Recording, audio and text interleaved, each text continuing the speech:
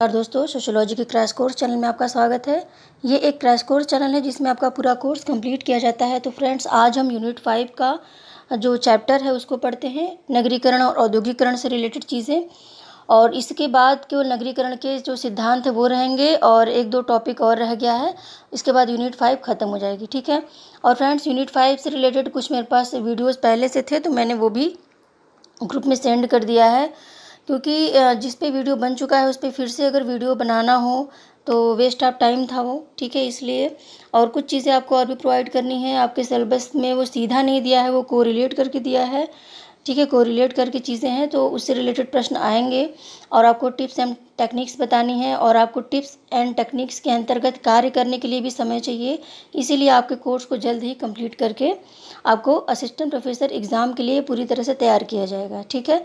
तो आपको कोई एतराज़ हो तो प्लीज़ आप कमेंट बॉक्स में ज़रूर बताइए कि जो मैंने पुराने वीडियोज़ दिए हैं उससे फिर से वीडियो बनाऊँ या फिर जो है वो आपके लिए सफिशिएंट है, ठीक है।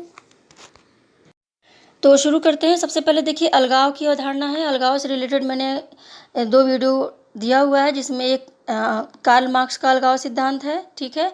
और उसके बाद जो और भी जो थिंकर्स ने अलगाव की बात की है उसके बारे में पूरा डिटेल है, ठीक है। तो अलगाव है क्या, ये आप जान लीजिए। ये एक सामाजिक और मनोवैज्ञानिक स्थिति है जिसमें व्यक्ति है अपने आप को समाज से, समाज के लोगों से, दूसरों से पृथक मानता है। वो ऐसा सोचता है कि समाज के लोगों को उसकी परवाह नहीं है और उसका जो कॉम्बिनेशन है, जो तालमेल है, वो समाज के साथ नहीं बैठ पाता, ठीक है। तो ये इसको अलगाव कहते हैं। तो अलगाव के बारे में जो थियरीज है वो मैंने दे दिया है, तो आपको वो सब वीडियो देखना होगा जो मैंने ग्रुप में डाला हुआ है, ठीक है। और फिर देखते हैं नगरीकरण क्या है। नगरीकरण के बारे में आज हम डिटेल में ज़्यादा से ज़्यादा फैक्ट को देखेंगे, और नगरीकरण के सिद्धांत इसमें नहीं है, वो अगले वीडियो में आएगा, ठीक है। तो नगरीकरण का मतलब होता है कि ग्रामीण क्षेत्रों का नगरीय क्षेत्रों में बदलने की प्रक्रिया, ठीक है। एक तो ये हो गया, और दूसरा हो गया कि नगरीय क्षेत्रों का प्रसार, यानी नगरीय क्षेत्र जो होता है, मैंने आपसे बताया था ना कि ये ग्रामीण क्षेत्र है और यहाँ से नगर स्टार्ट हो रहा है, तो नगरीय क्षेत्र फैलता जा रहा है और फैल रहा है, फिर और फैल रहा है।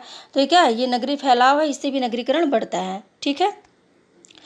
और दूसरा देखिए कि जो प्रव्रजन के माध्यम से, यानी ज़्यादा से ज़्यादा लोग जब नगरों में आकर बसने लगते हैं, जैसे मुंबई को आपने देखा होगा कि मुंबई में बाहर के लोग बहुत ज़्यादा, यानी सबसे ज़्यादा इंडिया में अगर प्रव्रजन किसी स्टेट में होता है तो मुंबई में होता है, ठीक है। और वहाँ पे लोग अर्निंग करने के लिए जाते हैं, तो प्रव्रजन से भी क्या होता है कि क्षेत्र का फैलाव होता है और नगरीकरण बहुत तेज़ बढ़ता है, ठीक है। तो एग्ज़ाम में कोई भी चीज़ पूछे कि ग्रामीण क्षेत्रों का नगरीय क्षेत्रों में बदलना क्या है, नगरीकरण है या नहीं है, या फिर अन्य ढंग से पूछे तो ये भी है, ठीक है। और नगरीय प्रसार जो होता है, क्या वो है नगरीकरण, या फिर प्रयोजन के माध्यम से नगरीय जनसंख्या का बढ़ना क्या नगरीकरण है, ठीक है। तो ये सब चीज़ें आपको क्लियर होनी चाहिए, इसलिए तीनों चीज़ें बता दी गई हैं। देखिए, सबसे जो इम्पॉर्टेंट परिभाषा है नगरीकरण की वो है बर्गल की, ठीक है। तो बर्गल ने कहा है कि ग्रामीण क्षेत्रों का नगरीय क्षेत्रों में बदलने की प्रक्रिया ही नगरीकरण है, और अक्सर इन्हीं का जो कोटेशन है वो पूछा जाता है, इसीलिए इनका मैंने दिया हुआ है। अब देखिए, नगरीकरण से उत्पन्न होने वाली कौन कौन सी समस्याएं हैं। प्राथमिक संबंधों का ह्रास होता है। नगरीकरण से देखिए क्या होता है कि एक का लाभ जो है वो दूसरे की हानि बन जाती है, और इससे क्या होता है कि जो संबंध होते हैं, प्राथमिक संबंध, वो खराब होने लगते हैं, ठीक है। जैसे मान लीजिए आप बिजनेस कर रहे हैं, आप एक वकील हैं और आपके ही पड़ोसी जो हैं वो आपके पास कोई केस लेकर आते हैं कि हम इस झमेले में फंसे हैं, इसको किसी तरह से निकालिए हमको। तो आप क्या करेंगे, उनसे अगर पैसे लेंगे आप तो संबंध खराब होंगे, है ना। या फिर किसी अन्य ढंग से आप उनको लगेगा कि ये ज़्यादा पैसे ले रहे हैं या फिर कुछ और। तो यहाँ पे क्या होता है, जो प्रतिस्पर्धा होती है, जो औपचारिक और अनौपचारिक संबंध के बीच में तालमेल होता है, वो नगरों में नहीं हो पाता, और जो संबंध होते हैं उनका ह्रास हो जाता है, ठीक है। व्यक्तिवादिता बढ़ती है, यानी लोग बहुत ही ज़्यादा व्यक्तिवादी होते जाते हैं, वो अपने में ही सिकुड़ते जाते हैं। और आपने देखा होगा कि नगरों में एक ही बिल्डिंग में रहने वाले लोग एक दूसरे को नहीं जानते, आस पास के फ्लैट में भी रहने वाले लोग एक दूसरे को नहीं जानते, नाम भी नहीं जानते, ठीक है। तो ये इतनी ज़्यादा अनामकता और व्यक्तिवादिता पाई जाती है, बहुत ज़्यादा स्वार्थ पाया जाता है। यहाँ पे पैसे से हर चीज़ बिकती है ना। तो और हेल्प जो होता है, हेल्प नहीं होता है, लोग अगर लोग डूबते रहते हैं तो उसका वीडियो बनता है, आपने देखा ही है। तो स्वार्थीपन बहुत ज़्यादा होता है, व्यक्तिवादिता बहुत ज़्यादा इसमें होती है। मानसिक चिंता और रोग, तमाम प्रकार की समस्याएं होती हैं। बेरोजगारी हो गया, अशिक्षा हो गया, निर्धनता हो गया, तमाम प्रकार की प्रॉब्लम्स होती हैं जिसके कारण मानसिक चिंता व रोग पनपते हैं, ठीक है। और यहाँ की चीज़ें बहुत महंगी होती है, तो जिनकी अर्निंग कम है और वो जो है अफोर्ड नहीं कर पा रहे हैं, बच्चों के लिए शिक्षा नहीं अर्जित कर पा रहे हैं, तो उनको भी मानसिक तनाव होता है। और सबसे ज़्यादा डिप्रेशन के शिकार जो होते हैं वो नगरीय लोग होते हैं। और डिप्रेशन के शिकार होने का सबसे बड़ा कारण ये भी है कि यहाँ के लोग जो होते हैं वो एक दूसरे को नहीं जानते, व्यक्तिवादी होते हैं। और गाँव में क्या होता है, वहाँ पे बिल्कुल फैमिली की तरह सोसाइटी में भी लोग रहते हैं, इसलिए वहाँ पे मानसिक चिंता और रोग नहीं होता, तनाव नहीं होता और लोग मानसिक बीमारियों से बचे जाते हैं। ठीक है।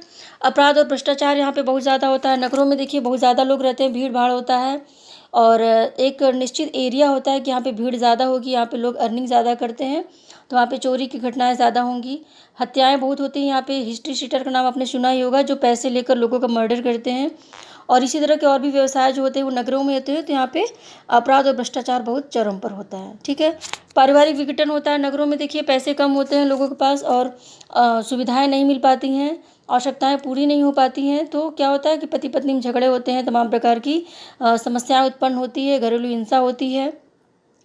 ठीक है। और भी कई कारण हैं, मानसिक तनाव होता है। ठीक है। और टेक्नोलॉजी के माध्यम से भी शक और संदेह के माध्यम से घरेलू हिंसा होती है। ठीक है। गंदी बस्तियों का विकास देखिए बहुत होता है नगरों में।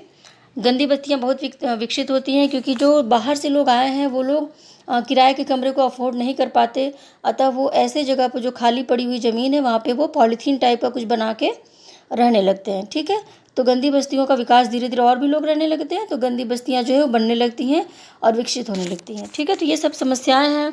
इसके अलावा और भी कुछ समस्याएं हैं जिसको आप स्वयं भी जानते होंगे, जैसे बेरोजगारी बढ़ती है। ठीक है। और जो बाहर से लोग आए हुए हैं उनकी संस्कृति जो होती है, सांस्कृतिक समस्या उनकी आती है, उनको लोग हीन भावना से देखते हैं, है ना। तो ये सब चीज़ें होती हैं।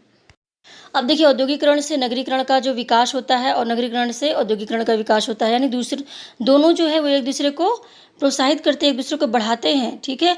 औद्योगिकरण क्या है, नगरीकरण का जुड़वा भाई है। तो ये प्रश्न भी आते हैं कि औद्योगिकरण नगरीकरण का जुड़वा भाई है, ये सत्य है या असत्य है। ठीक है। या फिर नगरीकरण से औद्योगिकरण का विकास होता है, ये सत्य है कि असत्य है। तो अवधारणात्मक जो प्रश्न है उसके लिए आपको हर लाइन बहुत ही बारीकी से पढ़नी होगी, तभी आप अवधारणात्मक प्रश्न कर पाएंगे। ठीक है। अब देखिए कुछ अर्थव्यवस्था के प्रकार देख लीजिए, क्योंकि नगरों में अर्थव्यवस्था इंपॉर्टेंट होती है, औद्योगिकरण में अर्थव्यवस्था इंपॉर्टेंट होती है, तो ये आपके एग्जाम में प्रश्न बन सकता है। नियोजित अर्थव्यवस्था में क्या है, यह अर्थव्यवस्था पूर्णतः सरकार के नियंत्रण में होती है। सरकार जब चाहे टैक्स बढ़ाए, जब चाहे कानून बनाए, लोगों पर कुछ भी वो थोप सकता है। ठीक है। जैसे अभी आपने देखा लॉकडाउन में सरकार ने कहा कि दुकानें जो होंगी वो बंद रहेंगी, है ना। तो किसी भी व्यापारी ने ये नहीं पूछा कि हम क्या खाएंगे, हम कैसे जिएंगे। जो सड़कों पे सब्जियां बेचते हैं वो भी काफ़ी प्रॉब्लम में आ गए। ठीक है। श्रम इस समय एकदम सस्ता हो गया है, लोग बिल्कुल मजबूर हो गए हैं किसी तरह से हमको कार्य मिले। ठीक है। तो नियोजित अर्थव्यवस्था जो होती है इसका मतलब होता है कि बनाई गई अर्थव्यवस्था, और बनाता कौन है, सरकार बनाता है। और सरकार जब चाहे उस अर्थव्यवस्था में कोई भी परिवर्तन कर दे, कुछ भी कर दे, हमारी विवशता है कि हम उस अर्थव्यवस्था में जो भी परिवर्तन हुआ है उनको माने। ठीक है। भरण पोषण वाली अर्थव्यवस्था का मतलब होता है कि अपना पेट भरने के लिए, अपनी आवश्यकताओं को पूरा करने के लिए जो हम अर्थव्यवस्था को अपनाते हैं वो क्या है, वो भरण पोषण की अर्थव्यवस्था है। जैसे जनजातीय अर्थव्यवस्था है, कृषि अर्थव्यवस्था है। ये लोग क्या करते हैं कि बाजारीकरण के लिए उत्पादन नहीं करते। ठीक है। ये मेहनत जो करते हैं वो अपने रोज के कार्यों को पूरा करने के लिए करते हैं। जैसे जनजातीय लोग क्या है, वो जंगलों में शिकार करते हैं। ठीक है। और उनका जो फूड होता है, जो पानी पीकर हम बीमार पड़ सकते हैं वही पानी पीकर वो काफ़ी लंबा जीवन जीते हैं। ठीक है। तालाब का, नदी का और तमाम प्रकार की चीज़ें होती हैं जो बहुत ही गंदे ढंग से होती है। इसके आप वीडियोस देखेंगे जो अफ्रीकन जो सोसाइटी है, तो ठीक है, तो उसको आप देखेंगे तो आपको पता चलेगा कि वहाँ का जीवन कितना ज़्यादा संघर्षमय है। ठीक है। वहाँ पे आटा चक्की की मशीन नहीं होती, गेहूँ को लोग सिल बट्टे पे पीसते हैं और जितना भी जैसा भी होता है और वो उसको खाते हैं। ठीक है। उसको भी उनको अफोर्ड नहीं कर पाते वो इतनी ज़्यादा चीज़ें, काफ़ी प्रॉब्लम में उनका जीवन जो होता है वो बीतता है। ठीक है। तो भरण पोषण वाली अर्थव्यवस्था का मतलब होता है कि उतना ही उत्पादन करना, वैसा ही उत्पादन करना जो उनको आवश्यक हो। ठीक है। वो ऐसी चीज़ें उत्पादन नहीं करेंगे जिसको बाजार में बेचो तो अच्छा पैसा मिले। वो जो उनकी आवश्यकता होती है उसी आवश्यकता के अनुरूप वो उत्पादन करते हैं। अगला देखिए प्रतिस्पर्धा अर्थव्यवस्था। प्रतिस्पर्धा अर्थव्यवस्था का मतलब होता है कि यहाँ पे कड़ी प्रतिस्पर्धा चलती है, गला काट प्रतियोगिता चलती है, बाजारीकरण होता है, उपभोक्तावाद होता है, मांग और पूर्ति के सिद्धांत पर यह जो समाज होता है, यह जो सोसाइटी होती है वो कार्य करता है। ठीक है। जैसे एक दुकानदार ने खोला, फिर दूसरे दुकानदार ने भी। ठीक है। इस तरह से क्या होता है कि बहुत ही कड़ी प्रतिस्पर्धा चलती है और लोग अपने अपने प्रोडक्ट को बेचने के लिए तमाम प्रकार की चीज़ें यूज करते हैं, तमाम प्रकार के नीतियाँ बनाते हैं, ठीक है। तो ये प्रतिस्पर्धा का युग जो होता है, ये इसमें बाजारीकरण बहुत ज़्यादा होता है। प्रत्येक चीज़ खरीदी और बेची जाती है।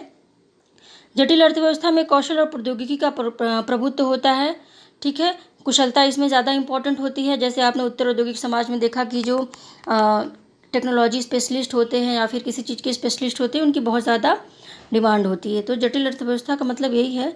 अब देखिए, जो इंग्लैंड में औद्योगिक क्रांति हुई थी, सबसे पहले किस फील्ड में हुई थी? ये कपास उद्योग के क्षेत्र में हुई थी। ये मोस्ट इम्पॉर्टेंट है, ठीक है। अब देखिए, एक थिंकर है मार्कोज, उन्होंने जो आधुनिक जटिल समाज है, जो नगरीय समाज है, जो औद्योगिक समाज है, उसके बारे में काफ़ी कड़ी चीज़ें बताई हैं और जो एग्ज़ाम में कई बार आ चुका है और आपके लिए इम्पोर्टेंट है। इन्होंने नगरीय समाज के बारे में कहा कि आधुनिक प्रौद्योगिकी समाज ने एक मिथ्या चेतना को बढ़ावा देकर मानव मात्र को अपने शिकंजे में कस लिया है, ठीक है। इन्होंने कहा है कि जो नगरीय समाज है, जो आधुनिक औद्योगिक समाज है, इसने व्यक्ति को ऐसा जकड़ लिया है कि व्यक्ति बाहर की चीज़ें सोच ही नहीं पा रहा है, ठीक है। यानी व्यक्ति को जो आत्मिक सुख होता है, आत्मिक सुख कैसे चाहिए? कला, ठीक है। कला के द्वारा और मनोरंजनात्मक चीज़ों की तरह जो प्राकृतिक वस्तुएं हैं, प्राकृतिक चीज़ें हैं, वहाँ पे घूम के, प्रकृति को निहार के, और भी जो पहाड़ है, झरने हैं, इन सब चीज़ों को देखकर हमको आत्मिक सुख मिलता है, ठीक है। लेकिन आज जो मनुष्य है, वो आत्मिक सुख को पूरी तरह से भूल के जो टेक्नोलॉजी है, उसको ही अपना परम सुख मान रहा है, ठीक है। कि हमारे पास फ्रिज हो जाए, तो हमारे पास एसी हो जाए, हमारे पास एक घर और हो जाए, ठीक है, हमारे पास ये सुविधा हो जाए, ये टेक्नोलॉजी हो जाए, ये मशीन हो जाए, तो हम बहुत सुखी हो जाएंगे, ठीक है। तो ये मिथ्या चेतना जो है, ये मनुष्य को क्या करती है? बर्बाद करती है। और जो वास्तविक चेतना होती है, जो वास्तविक सुख होता है, उस सुख से हमको दूर कर रही है, ठीक है। हमारे पास इतना समय नहीं है कि हम प्रकृति को निहार सके, प्रकृति में जाकर इंजॉय कर सके, ठीक है। और भी जो जिससे हमको आत्मिक सुख मिलता है, जैसे कला है, संगीत सुनना है, ठीक है। तो इसमें जो होता है आत्मिक सुख मिलता है, और इस मनोरंजन के जो साधन है, आत्मिक सुख को हम भूल के मिथ्या चेतना यानी टेक्नोलॉजी में ही सुख ढूंढते हैं। अब देखिए, हर्बर्ट मार्कूज ने नगरीय समाज को एक आयामी समाज का, एक आयामी का मतलब है कि केवल एक ही चीज़ पर ज़्यादा फोकस करना, जैसे टेक्नोलॉजी, ठीक है। आज हम लोग सुख को किसमें ढूंढते हैं? कि हमारे पास मशीनें हो जाएं, फ्रिज भी एक मशीन है, एसी भी एक मशीन है, और इसी तरह के और भी जो सुविधाएं हैं, वो भी एक मशीन है, ठीक है। तो उसमें हम अपने सुख को ढूंढते हैं कि हमारे पास ये भी हो जाए, हमारे पास वो भी हो जाए, ठीक है। और भी जो सुविधाएं हैं नहीं है, तो हम उसको भी लेने का प्रयास करते हैं और हम उसमें ही परम सुख को ढूंढते हैं, ठीक है। लेकिन वास्तव में परम सुख किस में है? कला में, साहित्य में, और संगीत में है, प्रकृति में है। इन सब चीज़ों के लिए हमारे पास समय नहीं बचता, क्योंकि टेक्नोलॉजी ने हमको पूरी तरह से जकड़ रखा है, ठीक है। ये मोस्ट इम्पॉर्टेंट है और आपके एग्जाम में आ सकता है। थॉमस मार्शल ने औद्योगिक समाज को योजक समाज कहा, ठीक है, यानी योजनाबद्ध। इस समाज को एक योजना के तहत बनाया जाता है। फिर देखिए, आधुनिक औद्योगिक समाजशास्त्र के जनक, औद्योगिक समाजशास्त्र के जनक कौन है? एल्टन मेयो, ठीक है। और कार्य के समाजशास्त्र के जनक फ्रेडमैन है, जो मैंने कल बताया था। तो वो औद्योगिक समाज के जनक वो नहीं रहेंगे, वो रहेंगे एल्टन मेयो, ठीक है, याद रखिएगा। क्रोनी पूंजीवाद में साझेदारी वाली कंपनियों का बाहुल्य होता है। देखिए, क्रोनी पूंजीवाद एक ऐसा सिद्धांत है जिसमें जो साझेदारी वाली कंपनियां होती हैं, यानी जो शेयर मार्केट होता है, ठीक है। तो शेयर मार्केट का बाहुल्य होता है। इस कंपनी में सबसे ज़्यादा जो कंपनी जिस माध्यम से चलती है, वो शेयर मार्केट होता है, ठीक है। मान लीजिए किसी व्यक्ति को कोई दूसरी कंपनी खोलनी है, तो उस कंपनी का शेयर जो है वो बनाता है, और भी शेयर धारक होते हैं, तो उसमें इन्वेस्टमेंट करते हैं, ठीक है। इससे प्रोडक्शन होता है और कंपनी आगे बढ़ती है। ये क्रोनी पूंजीवाद में होता है। तो क्रोनी पूंजीवाद पूछा जा सकता है। आय में असमानता को ऑरेंज वक्र से नापते हैं। तो ऑरेंज वक्र एक मापक है, और उसी मापक से हम अलग अलग व्यक्तियों की आय में, अर्निंग में जो असमानता है, उसको नापा जाता है, ठीक है। अब देखिए, विश्व नगर की अवधारणा सस्किया ससेन ने दिया है, और इन्होंने लंदन, फ्रैंकफर्ट, न्यूयॉर्क, मुंबई और नई दिल्ली का भ्रमण किया, और उसी के दृष्टिकोण के आधार पर, दृष्टांत के आधार पर उन्होंने विश्व नगर की अवधारणा दिया है, ठीक है। तो याद रखिएगा, विश्व नगर की अवधारणा सस्किया ससेन ने दिया, ठीक है। नगरीय समाजशास्त्र के जनक रॉबर्ट पार्क है, और रॉबर्ट पार्क ने नगरीय परिस्थितिकी की भी अवधारणा दी है। इसको आगे देखेंगे। नगरीकरण, नगरीयता, उपनगर, उपनगरीय क्षेत्र, घेटो, ये सारी अवधारणा लुई विर्थ ने दिया है। तो देखिए, नगरीकरण का मतलब आप जानते ही हैं कि ग्रामीण क्षेत्रों का नगरीय क्षेत्र में बदलने की प्रक्रिया ही नगरीकरण है। नगरीयता का मतलब होता है कि एक उपाधि जैसा होता है कि जो नगरीय जीवन शैली को अपना रहा है वही नगरीयता है, ठीक है। नगरीय जीवन शैली क्या है? नगरीयता। उपनगर का मतलब होता है कि मान लीजिए ये गांव है, ये नगर है, और इस नगर के चारों तरफ जो ये एरिया होता है वो उपनगर होता है, ठीक है। और उपनगरीय क्षेत्र, यहाँ के आसपास के जो क्षेत्र होते हैं वो उपनगरीय क्षेत्र कहलाते हैं। तो उसके बाद देखिए घेट्टो। घेट्टो का मतलब मलिन बस्ती होता है। तो मलिन बस्ती जो होता है उसकी ये सारी अवधारणाएं किसने दी है? लुई विर्थ ने दी है, ठीक है। फिर नगरों का कृषकीकरण की अवधारणा स्टुअर्ट हॉल ने दिया है, ठीक है। नगरों का कृषकीकरण कैसे होता है? देखिए, जब ग्रामीण क्षेत्रों से नगरों में लोग आकर बसने लगते हैं तो वो अपनी जीवन शैली को नगरीय नहीं बना पाते, ठीक है, क्योंकि लंबे समय तक वो गांव में रहे होते हैं। उनकी भाषा शैली, उनके रहन सहन, खान पान का तरीका और जो चीज़ें होती हैं वो ग्रामीण ही रह जाती हैं।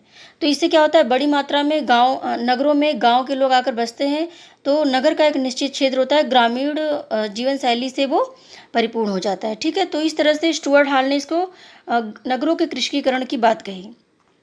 मिश्रित नगर की अवधारणा जिस्टेम हल्बर्ट ने दिया, और ये वो नगर होता है जिसमें सभी प्रकार की सभ्यताएं और संस्कृति पाई जाती हैं। नगरीय पारिस्थितिकी की अवधारणा रॉबर्ट पार्क ने दिया है। इन्होंने जैसे बताया कि जैसे जंगल की परिस्थिति होती है उसमें सभी जानवर इंपॉर्टेंट होते हैं, वैसे नगरीय परिस्थितिकी में सभी वर्ग का एक अलग रोल है। अगर गरीब को हटा दिया जाए तो भी सोसाइटी नहीं चल पाएगा, और अमीर को भी हटा दिया जाए तो भी सोसाइटी नहीं चल पाएगा। मध्यम वर्ग भी सोसाइटी में बहुत बड़ा रोल अदा करता है। उसी तरह से जितनी भी चीज़ें हैं नगरीय क्षेत्र में, नगरीय परिस्थितिकी में, सभी का अपना अपना रोल है, और उसके माध्यम से ही नगरीय समाज जो है वो चल रहा है। कि औद्योगिक क्रांति शब्द के जनक कौन है? टैनबी है, ये कई बार पूछा है, ठीक है। यानी औद्योगिक क्रांति इंग्लैंड में सबसे पहले आई कपास के क्षेत्र में, और इस शब्द के जनक वो टैनबी हैं, ठीक है। नगरीय समाज को विभिन्न विद्वानों ने अलग अलग नामों से पुकारा, ये मोस्ट इंपॉर्टेंट है। हेनरी मैन ने इसे संविदा समाज कहा, ठीक है, यानी समझौते का समाज। और मैक्स वेबर ने इसे तार्किक समाज कहा, यानी तर्क पर आधारित समाज। हावर्ड बेकर ने धर्मनिरपेक्ष समाज का, यानी धार्मिक नहीं है ये समाज। और लेवी स्ट्रास ने गरम समाज कहा, ठीक है, ये नरम समाज नहीं गरम समाज है। जल्द ही ये किसी भी चीज़ को लेकर उग्रता वाला समाज है ये। राइन हर्टन ने उष्ण समाज कहा, यानी ये गरम, वही चीज़ है कि इन्होंने गरम समाज कहा। और कार्ल पापर ने इसे खुला समाज कहा, यानी ये बंद नहीं है, चारों तरफ से खुला है, और इसमें क्या होता है सभी वर्ग एक दूसरे वर्ग में जा सकते हैं, उनके ऊपर कोई बंधन नहीं है कि वो इस जाति में है तो इसी जाति में रहेंगे, जैसा कि गाँव में होता है, ठीक है। टानीज ने समित्यात्मक समाज का, यहाँ पे समितियाँ पाई जाती हैं, समुदाय नहीं पाए जाते, यानी यहाँ पे लोग केवल व्यक्तिवादिता के माध्यम से एक दूसरे को जानते हैं, ज़्यादा किसी से लगाव नहीं रखते, ठीक है। काम्पटन ने प्रत्यक्षवादी समाज का, यानी ये जो समाज होता है वो वैज्ञानिक होता है, वो धार्मिक नहीं होता, आध्यात्मिक नहीं होता, ठीक है। कुले ने विषम जाति समाज का, यहाँ पर अलग अलग प्रकार के लोग रहते हैं, अलग अलग जाति समुदाय के लोग, अलग अलग सभ्यताओं के लोग रहते हैं, ठीक है, अलग भाषाएं बोलते हैं, तो यहाँ पे इन्होंने विषम जाति कहा। जबकि जो ग्रामीण समाज होता है वो समजाति होता है, एक गांव में एक ही जैसे लोग रहते हैं। मार्गन ने सिविटाज कहा इसको। एरिक फ्राम ने रुग्ण समाज यानी बीमार समाज कहा।